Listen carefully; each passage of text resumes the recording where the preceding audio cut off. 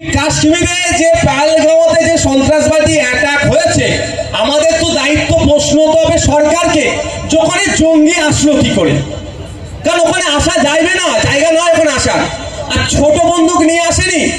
ওই ফেসবুকে social media দেখছিলাম 5টা বড় গ্রেনেড বা এই ধরনের কিছু নিয়ে এসেছে, আর AK-47 বড় হাতিয়ার, ছোট পিস্তল পকেটে করে নিয়ে চলে এসছে, তাও একটা বলা যেতে পারতো। আর কাশ্মীরে আমি বলছি না, আমি আমার কথা বলছি না, আপনারা সোশ্যাল মিডিয়া দেখুন, 5 মিটার 10 মিটার ছাড়া ছাড়া পুলিশ থাকে। পুলিশ শুধু কাশ্মীরি পুলিশ নয়, সেন্ট্রাল ফোর্স থাকে, আধা সামরিক বাহিনী থাকে, সামরিক বাহিনী থাকে। এবার বলুন, একটা জায়গায় এসে হত্যাযজ্ঞ চালালো নির্বিচারে, ওখানে আমাদের 2000 মতো টুরিস্ট ছিল, তাদের ওখানে গুলি চালালো, দীর্ঘক্ষণ ধরে গুলি চালালো, কোনো ফোর্স আসলো না। প্রায় 50 রাউন্ড গুলি চালিয়েছে, কোনো ফোর্স আসলো না। এটা ভেবে পাওয়া যায় ভাই? এর মধ্যে কিছু ষড়যন্ত্র আছে, কিছু তো রাজনীতি জড়িয়ে আছে, সেটা তদন্ত সাপেক্ষ। কেউ বলছে ওয়াকফ আন্দোলনে কেন্দ্র সরকার মুখ থুবড়ে পড়েছে মাইন্ডকে ডাইভার্ট করার জন্য, কেউ বলছে বিজেপির এটা হয়তো গোষ্ঠীদ্বন্দ্ব, অমিত শাহ আর মোদীকে দুর্নাম করার জন্য, কেউ বলছে এখানে বা অন্য কোনো দেশের ষড়যন্ত্র আছে। সবটাই তদন্ত সাপেক্ষ। তদন্ত হোক, সত্য উদ্ঘাটন হোক, আমরা চাইবো না ভাই? বলুন চাইবেন না? কিন্তু 2019 সালে আমরা দেখেছি কি হয়েছিল। পুলওয়ামাতে টেরর অ্যাটাক হয়েছিল। 300 কিলো মতো নাকি RDX নিয়ে এসে আমাদের যে সেনারা যাচ্ছিল, আধা সামরিক বাহিনী যাচ্ছিল, ওখানে আক্রমণ করে প্রায় 40 জনের অধিক আমাদের দেশের CRPF এর জওয়ানদেরকে শহীদ করলো। মনে আছে আপনাদের? তো যারা শহীদ করলো সেই বর্বরদের মধ্যে কতজনকে ধরেছে, গ্রেফতার করে কতজনকে ফাঁসির ব্যবস্থা করেছে, বা যে তদন্ত হয়েছে 6 বছর ধরে কি হলো আপনারা কেউ জানেন? চাপা পড়ে গেল তো? চাপা পড়ে যায়নি? তাহলে জানা দরকার তো নাগরিক হিসাবে আমাদের জানতে হবে না যে কারা আক্রমণ চালালো, আমাদের 40টা সেনাকে শহীদ করলো। সেই সময় দেশপ্রেমিকদের, স্বঘোষিত দেশপ্রেমিকদের অনেক উৎসাহ দেখতে পেয়েছিলাম, কিন্তু তারা আজকে প্রশ্ন করছে না। আমরা প্রশ্ন করছি, সেই সময় করেছিলাম, আজকেও করছি। পাহেলগাঁওতে যারা সন্ত্রাসবাদী হামলা চালিয়েছে, তারা একটাও না ছাড় পায়।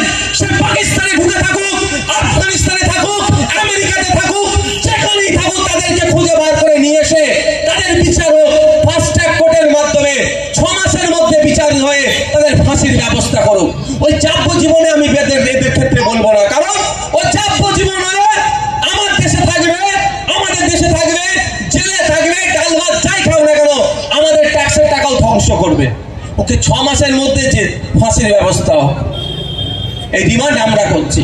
কিন্তু সাথে সাথে এটাও আমরা প্রশ্ন করছি, 2019 সালে পুলওয়ামাতে যারা অ্যাটাক করলো, তারা কেন এখনো গ্রেফতার হলো না?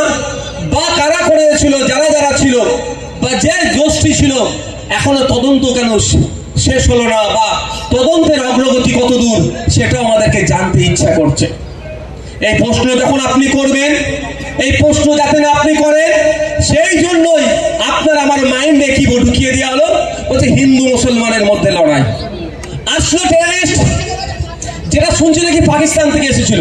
আরে পাকিস্তান থেকে ওই অব্দি আসলো, নির্বিচারে আমার ভাইদেরকে গুলি করলো, আমার ভাইদেরকে খুন করলো, শহীদ করলো, আবার তারা নির্বিধায় পাকিস্তান চলে গেল। এই প্রশ্ন আসছে না মাথায়? কিন্তু আপনি করতে পারছেন না কেন? আপনার মাথায় তো ঢুকিয়ে দিয়েছে মুসলমান হিন্দুকে মেরেছে, হিন্দু খুন হয়েছে, মাথায় ঢুকিয়ে দিয়েছে আপনারা অন্য মাথায় ঢুকবে না। কিন্তু প্রশ্ন করতে হবে। আরে এ তো সেকেন্ড, প্রথম প্রশ্ন হচ্ছে ওই জঙ্গিগুলো এখানে আসে খুন করলো কিভাবে? প্রথম প্রশ্ন তো এটাই। এর জবাব তো অমিত শাহকে দিতে হবে, এর জবাব তো শুভেন্দু অধিকারীদেরকে দিতে হবে, এর জবাব তো মোদীকে দিতে হবে। এই প্রশ্ন না আপনি আমি করে, সেই জন্য আপনার আমার মাথায় সাবজেক্ট ছেড়ে অবজেক্টটা ঢুকিয়ে দিয়েছে। আর আমরা অবজেক্ট নিয়ে খুব হই হই করছি, একে অপরের প্রতি অবিশ্বাসের বাতাবরণ তৈরি করে ফেলছি। একে অপরে আমরা যখন দীর্ঘদিন ধরে বসবাস করছি, কিন্তু এখন আমরা আর চোখে দেখতে শুরু করছি। এই আর চোখে দেখতে দেখতে এই বিষে আক্রান্ত হয়ে বললেন আমার আগে শাহাবুদ্দিন সিরাজি সাহেব, একজন মহিলা ডক্টর, সেও এই বিষে আক্রান্ত হয়ে একজন তিনার অবচেতনে, হয়তো তার সচেতনতার অভাবে তিনি এমন কথা বলে ফেললেন, সমগ্র ডাক্তারের পেশাকে তিনি প্রশ্নের সম্মুখে করে দিলেন। বন্ধুগণ, আমাদের ভাবতে হবে, একটু বুঝতে হবে এর মধ্যে কি ষড়যন্ত্র আছে। ষড়যন্ত্রটা উদ্ঘাটন না হওয়া পর্যন্ত আপনি ধরতে পারবেন না। হ্যাঁ, আমরা দেখলাম অনেকে শেয়ার করেছে, অনেকে কি এই যখন কাশ্মীরে টেরর অ্যাটাক হয়েছে, টেররিস্টদের হাত থেকে কাশ্মীরে যারা ঘুরতে গিয়েছেন টুরিস্টদেরকে বাঁচানোর জন্য জীবন উৎসর্গ করেছে। শুধু জীবন উৎসর্গ নয়, বিজেপির দ্বারা নেতা কাশ্মীরে ঘুরতে গিয়েছে, কাশ্মীরের মানুষেরা সেই সমস্ত বিজেপির নেতাগুলোকে বুকে আগলে রেখে তাদেরকে নিরাপদে জায়গায় রেখে যখন আর্মি এসেছে তাদেরকে আবার আর্মিদের কাছে পৌঁছে দিয়েছে। যদি হিন্দু মুসলমানের লড়াই হতো তাহলে তো বাড়ির মধ্যে ডেকে নিয়ে গিয়ে যারা নিরাপদে রেখেছিল ওখানেই তো খুন করে দিত ভাই, ও তো আবার বিজেপির নেতা। কিন্তু সম্পূর্ণরূপে সাধারণ কাশ্মীরিদেরকে, সাধারণ দেশের নাগরিককে দেখে দেওয়ার চেষ্টা হচ্ছে। একটু আমাদেরকে চোখ কান খুলে চলতে হবে। আমরা আজকে এই মঞ্চ থেকে, এই রক্তদান শিবির থেকে আমরা আওয়াজ তুলব, আমাদের 27টা ভাইকে খুন করেছে যারা, একটাও না তারা ছাড় পায়, তাদেরকে খুঁজে বার করে সর্বোচ্চ শাস্তি দিতে হবে, ফাঁসি দিতে হবে এমন 6 মাসের মধ্যে। এই আমার সাথে সহমত তো ভাই? একটু হাত তুলুন তো ভাই যারা সহমত। তাহলে ফাঁসি চান তো আপনারা? কোনো মতেই না ছাড় পাই। আর একটা আওয়াজ তুলবো, এই পুলওয়ামার মতো 6 বছর হয়ে যাচ্ছে, छोड़ो ना, गेट में जो आना चाहेगा छोड़ दीजिए, यहाँ पे आदमी देख लेगा, दूसरा कोई नहीं चलेगा। এটাও তুলবো আমরা আওয়াজ যে পুলওয়ামাতে যে ঘটনা ঘটেছে, যে তদন্ত হয়েছে, তদন্তটা এবার পাবলিক ডোমেইনে নিয়ে আসা হোক। বন্ধুগণ, আজকে আমরা উপস্থিত হয়েছি আরজি করে নির্যাতিতা তিলোত্তম স্মরণে। এখানে বললে তোমার তৃণমূলী ভাইদের গায়ে লাল হতে পারে, কিছু করার নেই ভাই। আমার আরজি করে যে নির্যাতিতা তিলোত্তমা খুন হয়েছিল আপনারা জানেন তো? আপনারা কি জানেন? ধর্ষণ করে খুন করেছে।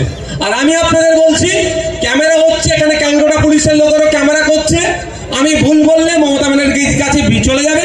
এমনি আমার নামে অনেক মামলা দিয়ে দিয়েছে, আরো একটা মামলা হবে, ছেড়ে দেবেন আমাকে। আমি বলছি প্রথমে খুন করেছে, তারপরে ধর্ষণ করিয়েছে। এবার কেন এটা করেছে? স্বাভাবিকভাবে একটা খুন হলে আমরা কি বলি, কি কারণে খুনটা হয়েছে, তাই তো? কার লাশ পড়ে, এদের যখন একটা জায়গাতে, এই কদিন আগে তো স্বামী স্ত্রীকে খুন করেছে আপনাদের এখানে, তাই তো ভাই? জায়গাটার নামটা কি? শাকসার পুকুরে করেছে তো। এর মধ্যে তো রহস্য আছে, তদন্ত হচ্ছে। তদন্ত হলে তৃণমূলের লোকেরা ফাঁসবে, সঠিক তদন্ত হবে না। পুলিশ অফিসার করতে চাইলে ওপর থেকে তাদেরকে আটকে দেবে। এখানে যারা পুলিশ আছেন তারা করতে চাইলেও ওপর থেকে আটকে দেবে। আমি অন ক্যামেরা বলছি, সঠিক তদন্ত হবে না। তদন্ত হলে তৃণমূলের নেতারা ফাঁসবে। যাক, যেটা আসছিলাম, যখন খুন হয় আমরা প্রত্যেকেই বলি কোনো জায়গায় খুন হলে কি কারণে খুনটা করলো, লোকটাকে কেন মেরে দিল বা মহিলাটাকে কেন মারলো, কারণটা খুঁজি। এই কারণ না খুঁজি, সহজেই যাতে আমাদের সামনে কারণ দাঁড় করিয়ে দেয়, সেটা কি বললো, যে ধর্ষণ করে খুন করে দিয়েছে, ধর্ষণ করেছে বলে দেবে, ওই জন্য খুন করে দিয়েছে, এটা স্বাভাবিক। কিন্তু আমাদের তিলোত্তমাকে প্রথমে খুন করিয়েছে, তারপরে ধর্ষণ করানো হয়েছে। যাতে নয়, তারাও হিন্দু সমাজের, কিন্তু এই খুনটাকে দেখিয়ে সমাজের মধ্যে বিষ ছড়িয়ে দেওয়ার চেষ্টা করছে, সাম্প্রদায়িকতার বিষ ছড়িয়ে দেওয়ার চেষ্টা করছে, আমরা ওরা করার চেষ্টা করছে, সমাজে হিন্দু মুসলমানের বিভাজন করার চেষ্টা করছে। এটা থেকে আমাদেরকে সজাগ থাকতে হবে, আমাদেরকে চোখ কান খুলে রাখতে হবে, আমাদেরকে প্রশ্ন করতে হবে। ওই মিডিয়ার বুলি আমরা শুনে এক শ্রেণীর মিডিয়া আমাদের মধ্যে বিভেদ তৈরি করার চেষ্টা করছে। আমাদের প্রশ্ন করতে হবে যে স্কুলগুলোতে টিচার নাই কেন, আমাদের প্রশ্ন করতে হবে হসপিটালে ডক্টর নেই কেন, আমাদের প্রশ্ন করতে হবে নিত্য প্রয়োজনীয় জিনিসের দাম বেড়ে যাচ্ছে কেন, আমাদের প্রশ্ন করতে হবে গ্যাসের দাম বেড়ে যাচ্ছে কেন, আমাদের প্রশ্ন করতে হবে পেট্রোল ডিজেলের দাম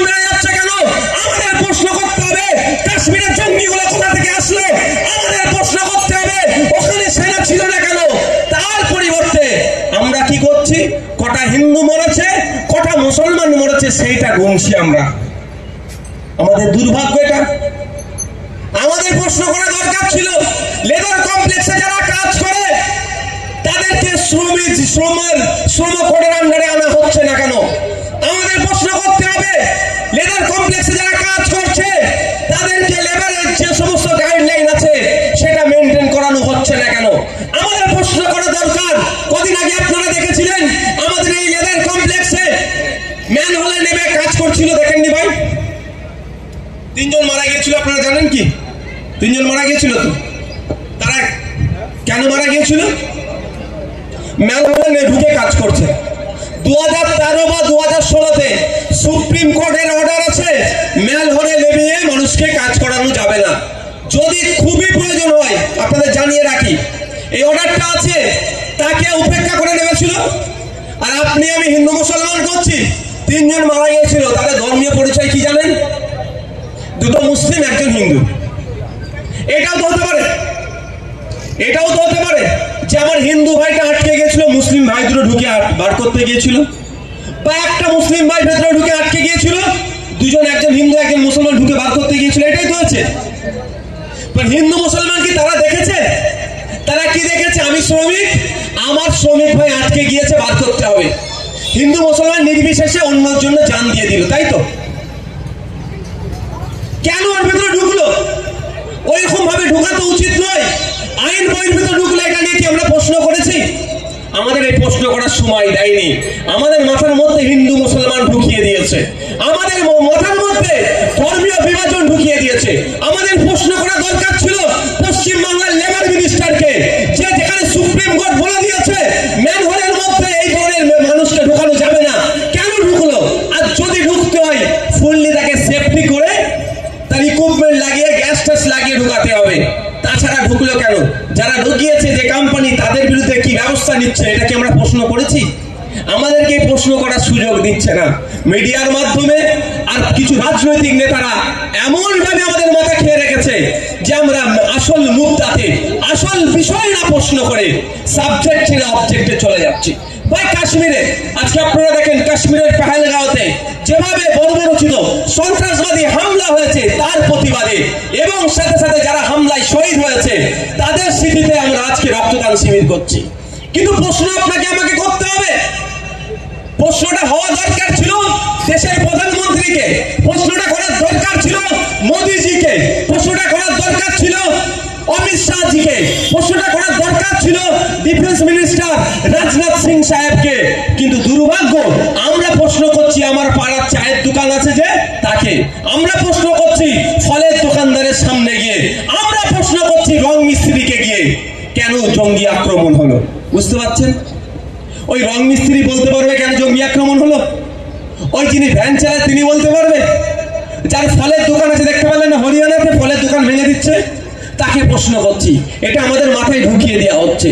আমাদের প্রশ্ন প্রথম করতে হবে, ওখানে জঙ্গি আসলো কিভাবে? বলেন ভাই। এই যে রক্তদান শিবির হচ্ছে, এখানে নিরাপত্তার দায়িত্ব কাদের আছে বলুন? ক্যালকাটা পুলিশ, চন্দনেশ্বর থানা নাকি মাধবপুর থানা? আচ্ছা, ক্যালকাটা পুলিশের নিরাপত্তার দায়িত্ব তো এটা। এখানে যদি কিছু অঘটন ঘটায় কাকে প্রশ্ন করবে বলেন? আমি ফুরফুরা শরীফে গিয়ে আমাদের ওখানে তৃণমূলের নেতাকে প্রশ্ন করবো? তাকে ধরে টানাটানি করবো? উচিত হবে? আমাকে কাকে প্রথম প্রশ্ন করতে হবে? পুলিশকে, যে আপনি নিরাপত্তায় থাকা অবস্থায় এখানে হামলা হলো কেন? তাই তো স্বাভাবিক। এখানে নিরাপত্তা কে দেবে আমাকে? আপনাকে কি নিরাপত্তা দেবে? তার জন্য ট্যাক্সের টাকা দিয়ে কাকে রেখেছেন? পুলিশকে।